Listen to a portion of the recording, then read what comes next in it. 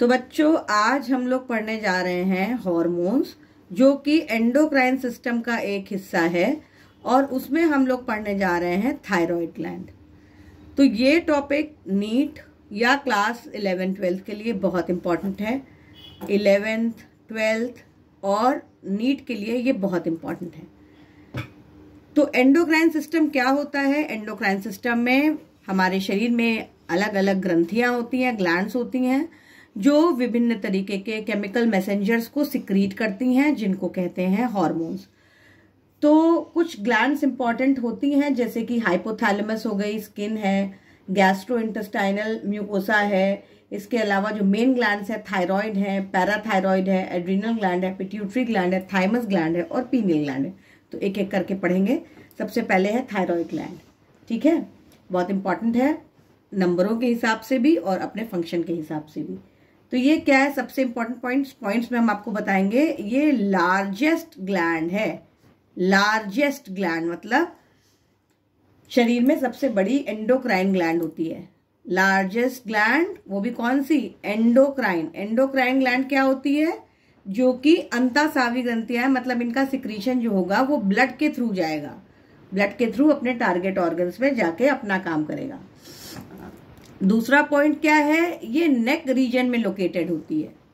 Neck region यानी गले वाले रीजन में लोकेटेड होती है, और जहाँ पे मेल्स में एडम्स एप्पल होता है वहीं पर लोकेटेड है, लैरिंग्स के पास में। नेक रीजन में कहाँ पे? लैरिंग्स के पास में। उसके बाद तीसरा पॉइंट आपको ये जानना है, जरूरी है कि ये डार्क ब्राउन कलर की होती है, और क्या होता है? ये एच शेप्ड ग्लैंड होती है। एच के आकार की बाइलोब्ड ग्लैंड होती है। बाइलोब्ड का मतलब हुआ इसमें 2 लोब्स होते हैं।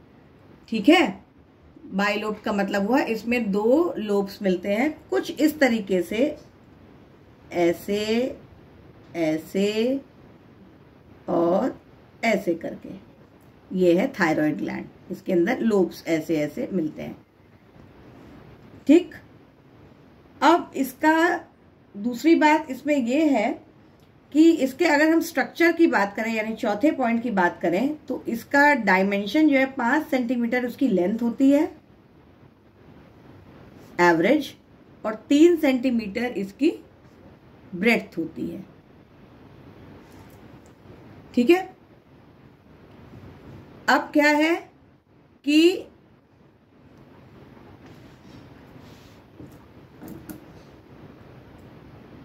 और एक खास बात ये होती है कि वुमेन में ये लार्ज होती है, मेल में कम होती है, और जैसे जैसे उम्र बढ़ती है ये छोटी होती चली जाती है। और इसके जो लोब्स होते हैं वो आपस में इंटरकनेक्टेड होते हैं, सारे लोब्स आपस में जुड़े हुए मिलते हैं। तो इतनी खास बात आपको एंडोक्राइन सिस्टम के बारे में और थायराइड ग्लैंड के बारे में जाननी जरूरी है। तो हर लोब के अंदर क्या होता है? हर लोब के अंदर होते हैं छोटे छोटे लोब्यूल्स में बटा होता है, और इसके बाद उन लोब्यूल्स के अंदर होते हैं छोटे छोटे फॉलिकल्स। क्या होते हैं? फॉलिकल्स होते हैं। तो इसके फॉलिकल्स बहुत इंपॉर्टेंट होते हैं, क्योंकि इसके फॉलिकल्स जो होते हैं उसमें ही हार्मोन्स बनते हैं। अगर हम इनके थोड़ी सी और डिटेल की बात करें, तो जो थायराइड फॉलिकल की जो वॉल होती है उसके अंदर थायरोग्लोब्यूलिन नाम की एक प्रोटीन होती है। थायरोग्लोब्यूलिन नाम की एक प्रोटीन बड़ी सी मिलती है। तो ये कैसी होती है? ये हल्के पीले रंग की होती है, यानी येलोइश, जेली जैसी होती है, जेली लाइक। और इसके अंदर बेसिकली क्या होता है? ग्लाइकोप्रोटीन्स मिलती हैं। ग्लाइकोप्रोटीन्स का मतलब हुआ ऐसी प्रोटीन जिसमें कार्बोहाइड्रेट कंटेंट भी पाया जाएगा। ठीक है ना? तो ये हो गया ग्लाइकोप्रोटीन वाला हिस्सा। और इसके जो अब इसी हार्मोन्स जो होते हैं थायराइड ग्लैंड के, वो बेसिकली कौन कौन से हार्मोन्स अगर हम बात करें तो? हार्मोन्स तो हार्मोन्स कौन कौन से हैं? एक तो है T4 और एक है T3। इसको बोलते हैं T3 है तो बोलेंगे ट्राई आइडोथायरोनीन, और T4 जो है इसको हम लोग बोलते हैं टेट्रा आइडोथायरोनीन, या हम बोल देते हैं टेट्रा थायरोक्सिन भी कहते हैं, टेट्रा आइडोथायरोनीन, इसी को ही हम लोग कहते हैं थायरोक्सिन। तो कभी आप लोगों ने टेस्ट वगैरह कराया होगा थायराइड का, तो यही टेस्ट में करवाया जाता है।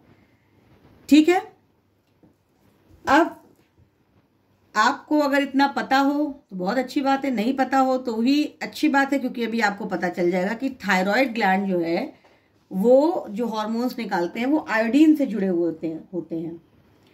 एक अडल्ट ह्यूमन बॉडी में कितना ग्राम होता है आयोडीन का? 5 से 6 ग्राम जो होता है वो आयोडीन का होता है।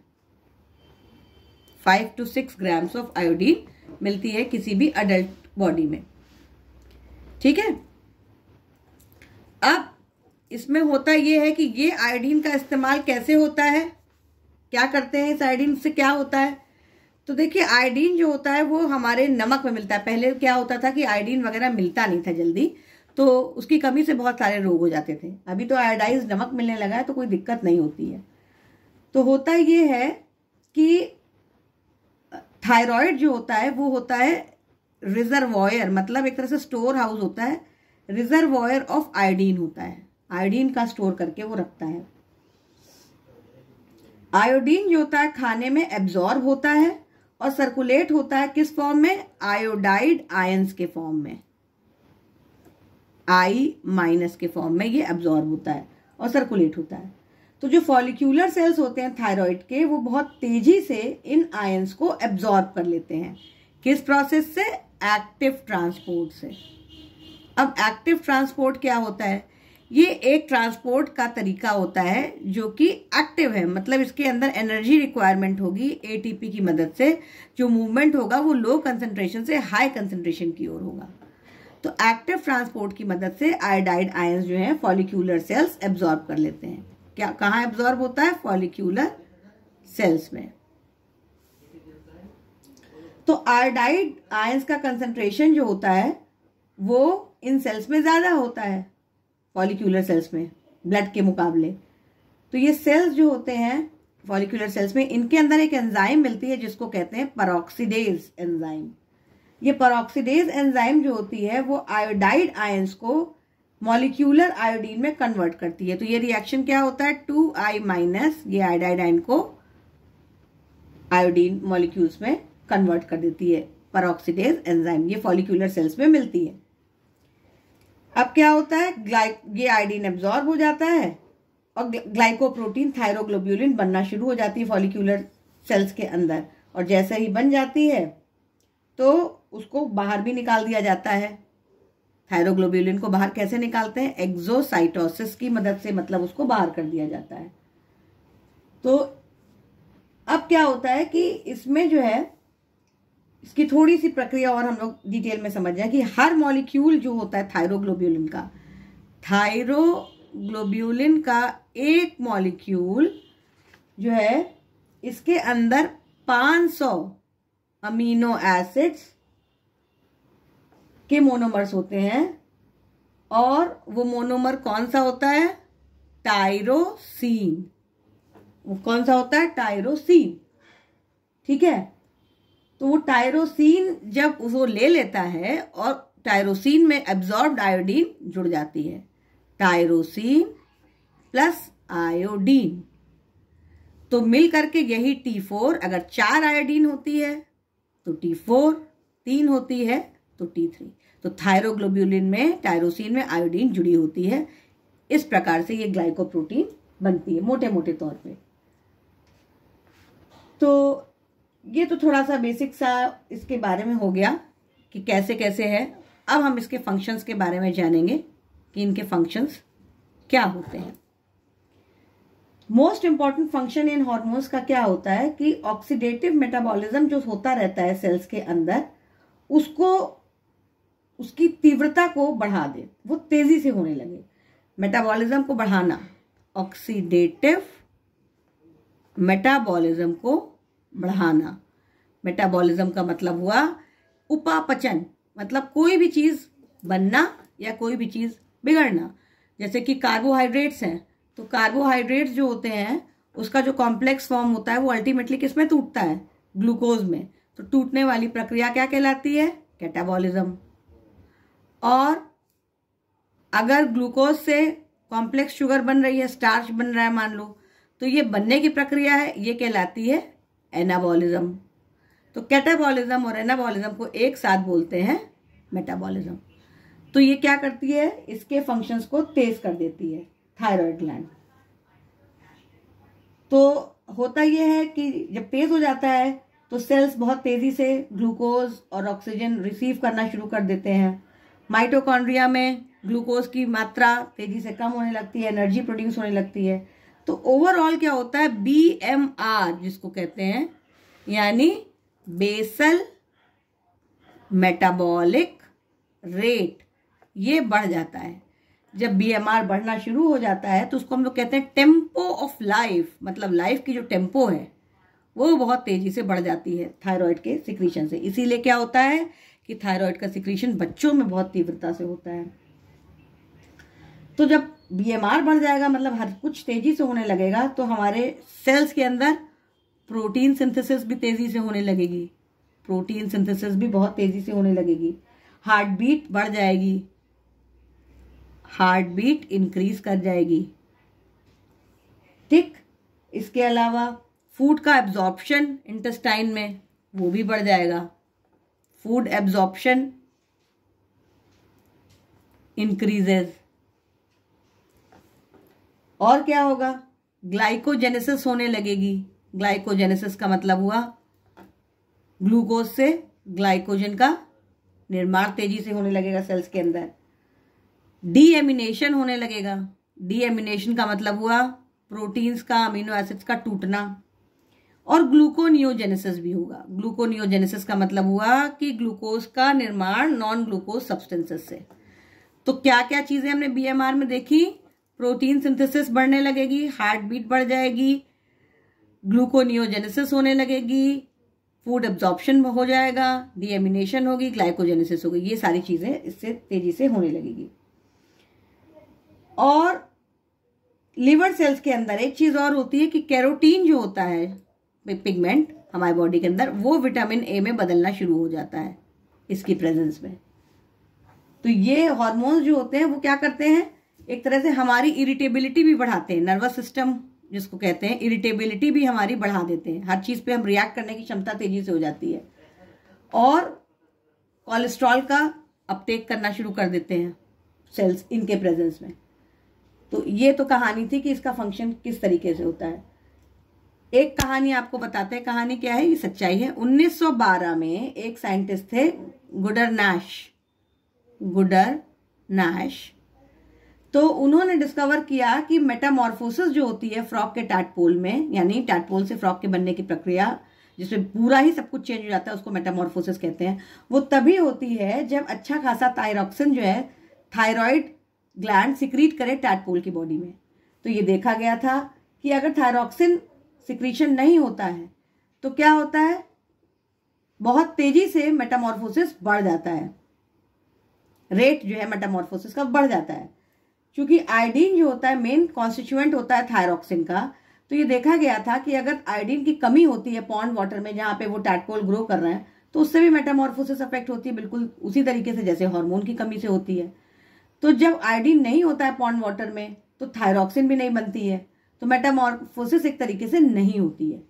तो टैडपोल जो होते हैं वो लगातार ग्रो करते रहते हैं। मतलब मेटामॉर्फोसिस तो चेंज तो नहीं होता, लेकिन बॉडी ग्रो करती रहती है और बहुत बड़े हो जाते हैं। तो ऐसे जो लार्वे होते हैं टैडपोल के, उसको हम लोग क्या कहते हैं? पीडोजेनेटिक लार्वा। पीडोजेनेटिक लार्वा कहते हैं। तो ये और ये प्रोसेस जो होता है वो नियोटेनी होता है। ये बहुत पूछा जाता है, बहुत इंपॉर्टेंट है। नियोटेनी क्या होता है? तो नियोटेनी क्या होता है कि इसमें जो है लगातार लार्वा साइज में बढ़ेगा, लेकिन उसके अंदर कोई चेंज नहीं आएगा, कोई प्रक्रिया ऐसी नहीं होगी कि वो फ्रॉग बनने की उसके अंदर कोई स्थिति आए। तो ये तो एक कहानी जैसी बातें हो गई। अब इसकी इरेगुलरिटी से क्या होता है, अगर थायराइड कम सिक्रीट होगा तो उससे क्या होगा, हाइपोसिक्रीशन। हाइपो का मतलब हुआ कम, सिक्रीशन से क्या होगा, इससे पहली बीमारी होगी क्रेटिनिज्म, जिसको कहते हैं क्रेटिनिज्म। क्रेटिनिज्म जो होता है ये एम्ब्रियोनिक स्टेज से कम शुरुआत हो सकता है, या बच्चों में कम सिक्रीशन शुरू हो जाता है, तो जो इसके फंक्शन है वो अफेक्ट होने लगेंगे। बीएमआर वगैरह क्या होगा, शरीर का कम हो जाएगा, हार्ट बीट कम हो जाएगी, बोन की ग्रोथ कम हो जाएगी। इससे पेशेंट जो होगा वो मेंटली रिटार्डेड जैसा हो जाएगा। क्रेटिनिज्म में मेंटली रिटार्डेड पेशेंट्स हो जाते हैं और वो स्टेराइल हो जाते हैं, मतलब ग्रोथ नहीं होती है उनके अंदर, रिप्रोडक्टिव ग्रोथ नहीं होती है, क्योंकि रिप्रोडक्टिव फेजेस में भी ये बहुत हेल्प करता है। बॉडी सेल्स जो होते हैं उनके अंदर जो है एक तरीके का एकदम ग्रोथ प्रॉपर नहीं होती, पेट फूला हुआ रहता है, मुंह खुला रहता है, मोटे मोटे होंठ हो जाते हैं, बाहर टंग निकली होती है, स्किन जो होती है वो थिक और ड्राई हो जाती है। तो ये सारी चीजें इसमें होती हैं। दूसरा हम लोग करेंगे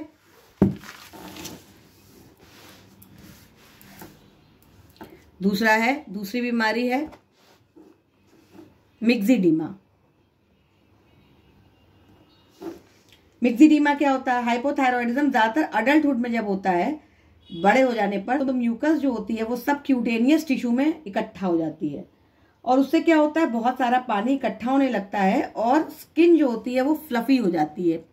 फ्लफी का मतलब मोटी मोटी हो जाती है और इसी को कहते हैं मिक्सिडीमा। क्या बताया हमने, फिर से रिपीट कर रहे हैं। हाइपोथायरॉयडिज्म अगर अडल्टहुड में होता है तो जो म्यूकस होती है शरीर के अंदर वो इकट्ठी हो जाती है, कहाँ पे, सब क्यूटेनियस टिश्यूज में, मतलब टिश्यूज के अंदर अंदर किनारे किनारे इकट्ठा हो जाती है। तो उससे जो होता है फ्लफी हो जाती है बॉडी और थोड़ा सा सूजन जैसी हो जाती है। तो बॉडी बहुत भारी भी हो जाती है, फूल जाती है, बेसल मेटाबॉलिक रेट अपने आप कम हो जाएगा, 60 से 70% तक बेसल मेटाबॉलिक रेट कम हो जाता है। प्रोटीन्स नहीं बनती है, प्रोटीन्स जो बनी होती है वो वेस्ट होने लगती है। बुढ़ापे के सिम्टम्स आ जाते हैं, जैसे बालों का सफेद होना, चेहरा एकदम पीला पड़ जाना, स्किन एकदम अजीब सी सूखी सूखी होना, बीपी कम हो जाना, टेम्परेचर कम हो जाना, अनीमिया होना, आंखों से ना दिखना, क्योंकि विटामिन ए का पीछे आपको बताया था, आपको याद होगा कि कैरोटीन से विटामिन ए में कन्वर्ट करता है। विटामिन ए आंखों के लिए बहुत इंपॉर्टेंट है। तो आंखों का से ना दिखना, मेमोरी का लॉस होना, सोच नहीं पाना ठीक से, स्पीच बोल नहीं पाना, मसल्स की कमी हो जाना, शरीर में दर्द रहना और नींद ना आना, ठंड ना बर्दाश्त होना, धीमे धीमे बोलना, सेक्सुअल अट्रैक्शन ना होना और कोलेस्ट्रॉल लेवल भी जो होते हैं ब्लड के अंदर वो बढ़ने लगते हैं, क्योंकि उसका सारा आदान प्रदान रुक जाता है। तो ये सारी फीचर्स जो है मिक्सिडीमा में होते हैं, बुढ़ापे वाले सिम्टम्स, यानी आप इसको कह सकते हो कि ओल्ड एज सिम्टम्स आने लगते हैं। और तीसरा है हाइपोसिक्रीशन से सिंपल गोइटर हो जाता है, जो घेंघा रोग कहते हैं, गला फूल जाता है। तो कभी कभी होता है जेनेटिक डिफेक्ट के कारण, लेकिन आयोडीन की डेफिशिएंसी के भी कारण रेट जो होता है थायराइड सिक्रीशन का घट जाता है। तो अब ज्यादा से ज्यादा आयोडीन ऑब्टेन करने के लिए क्या होता है कि TSH हार्मोन एक होता है जो कि एंटीरियर पिट्यूटरी से निकलता है। तो ये हार्मोन के प्रेजेंस में ही थायराइड ग्लैंड काम करती है। तो एक्चुअली पिट्यूटरी ग्लैंड जो होती है वो मास्टर ग्लैंड होती है। तो मास्टर ग्लैंड क्या करती है, वो सारे शरीर में जो दूसरी ग्लैंड्स होती है उनके सिक्रीशन को कंट्रोल करता है। तो TSH जो होता है उसमें से एक हार्मोन है, ये जब निकलता है तो फिर ये थायराइड स्टिमुलेटिंग हार्मोन कहलाता है, थायराइड स्टिमुलेटिंग हार्मोन। तो ये क्या करता है कि थायराइड ग्लैंड को स्टिमुलेट करता है उसके सिक्रीशन के लिए। तो होता ये है कि अब जब थायराइड हार्मोन शरीर में किसी भी कारण से बन नहीं रहा है तो TSH जो है ज्यादा एक्टिव हो जाता है, क्योंकि वो चाहता है कि ज्यादा से ज्यादा आयोडीन एब्जॉर्ब हो और बनना शुरू हो नॉर्मल। तो उस चक्कर में जो होती है ग्लैंड जो होती है उसको एक्टिवेट कर देता है। हार्मोन तो नहीं निकलते लेकिन ग्लैंड एक्टिवेट हो जाती है, तो वो फूल जाती है। इसी वजह से उसको जैसे स्वेलिंग जैसी पूरी नेक में हो जाती है, इसी को घेंघा रोग कहते हैं। ठीक है। अच्छा, ये जो है पहले उन जगहों पे मिलता था जहाँ पे आयोडीन वगैरह नहीं मिलती है, तो ये रोग एंडेमिक हो जाता था, मतलब किसी एक पर्टिकुलर जगह पे ये रोग फैलता था। उसके बाद एक और बीमारी होती है, इसको कहते हैं हाशीमोटोज डिजीज। हाशीमोटोज डिजीज क्या होती है कि एज के कारण या इन्फेक्शन या किसी इंजरी या सर्जरी के कारण थायराइड सिक्रीशन अपने आप घट जाता है, काफी कम हो जाता है। तो थायराइड हार्मोन जो होते हैं बहुत कम हो जाते हैं, या जो ड्रग्स उसमें इन कंडीशंस में दिए जाते हैं उसकी वजह से या वो ड्रग्स जो है एंटीजन की तरह काम करते हैं, तो उसकी वजह से जो हमारी बॉडी का इम्यून सिस्टम होता है वो खुद एंटीबॉडी फॉर्म करना शुरू कर देता है हमारे थायराइड ग्लैंड के खिलाफ। तो इसको कहते हैं ऑटो इम्यून डिसऑर्डर है ये, मतलब हमारी बॉडी हमारे खिलाफ हो जाती है किसी भी कारण से, बीमारी, सर्जरी या जो भी है। तो जो ड्रग्स लेते हैं तो उसके एंटीजन्स जो हैं वो उसको समझ में आने लगता है कि हमारी थायराइड ग्लैंड में कुछ कमी है, तो वो तुरंत ही उसके ऊपर अटैक करने लगती है और वो तब खत्म कर देती है। तो ये सारे सिम्टम्स उसमें हो जाते हैं। तो दूसरा हम लोग पढ़ेंगे हाइपर सिक्रीशन। अभी हम लोग ने हाइपो पढ़ा था, अब पढ़ेंगे हाइपर। हाइपर का मतलब ज्यादा सिक्रीशन होगा तो क्या होगा, तो ज्यादा सिक्रीशन होगा तो हाइपर थायरॉइडिज्म होगा। इसके कारण क्या होगा, ये एक जेनेटिक डिफेक्ट हो सकता है, मतलब शुरुआत से हो सकता है, ये जेनेटिक डिफेक्ट हो सकता है और इससे तमाम बीमारियां हो सकती हैं, क्योंकि कुछ ऐसी कंडीशंस होती हैं, कुछ ऐसे इन्फेक्शंस होते हैं जो हाइपर सिक्रीशन करा सकते हैं। जैसे लंबे समय तक जुकाम हो गया, या आपको हड्डियों की कोई बीमारी है, या टॉन्सिल्स है, टीबी है, मीजल्स है, प्रेगनेंसी है, तो सारा बॉडी का शेड्यूल डिस्टर्ब कर देती है। या बहुत ज़्यादा आयोडीन कभी कभी लोग ले लेते हैं, बहुत ज़्यादा खाना खाते हैं, तो इससे क्या होता है कि लगातार ग्लूकोज का इंटेक बढ़ जाता है, ऑक्सीजन कंजम्पशन, मतलब ऑब्वियसली जब हाइपर सिक्रीशन होगा तो जो भी वो काम करता है थायराइड का वो बढ़ जाएगा। तो ऑक्सीडेटिव मेटाबॉलिज्म आपको बताया था वो तेजी से होने लगेगा, बीएमआर जो होगा वो आपका बढ़ जाएगा, शरीर ज़्यादा एनर्जी प्रोड्यूस करेगा एटीपी के फॉर्म में, हार्ट बीट वगैरह बढ़ जाएगी, बीपी वगैरह बढ़ जाएगा, मसल्स जो है तुरंत ही फिर वेस्ट होना शुरू हो जाएगी क्योंकि प्रोटीन बनेगी भी, घटेगी भी, तो सब चीज़ें बहुत तेजी से उस तरीके से होने लगेंगी। तो हाइपरथायरॉयडिज्म में एक तरीके की डिजीज कहलाती है ग्रेव्स डिजीज।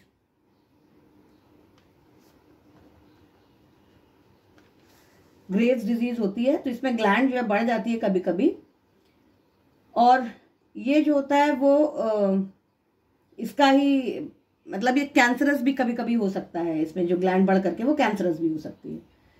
अच्छा, तो ये तो शॉर्ट में हमने बताया। इसके अलावा एक और हार्मोन रिलीज करता है, इसको कहते हैं थायरोकैल्सिटोनिन, एक हार्मोन और भी रिलीज करता है।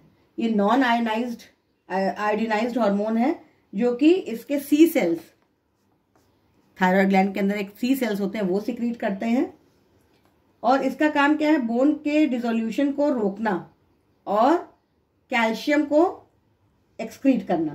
तो ये क्या करता है, रिटार्ड्स बोन डिसोल्यूशन एंड क्या करता है, स्टिम्युलेट्स एक्सक्रीशन ऑफ कैल्शियम, कैल्शियम को इन यूरिन में इसकी मदद करता है। तो ये जो था आप लोगों ने भी पढ़ा थायराइड ग्लैंड के बारे में, सारा कुछ जितना जो इम्पोर्टेंट था शॉर्ट में हमने आपको बताया है। तो देखेंगे अगर आपको समझ में आएगा तो और भी हार्मोन्स के बारे में नेक्स्ट टाइम हम आपको पढ़ाएंगे। और इस तरीके से आप लोग देखते रहो, बायो बुलेटिन को सब्सक्राइब करो इस तरीके के वीडियोस को और देखने के लिए। चलो, ऑल द बेस्ट बच्चों, पढ़ते रहो।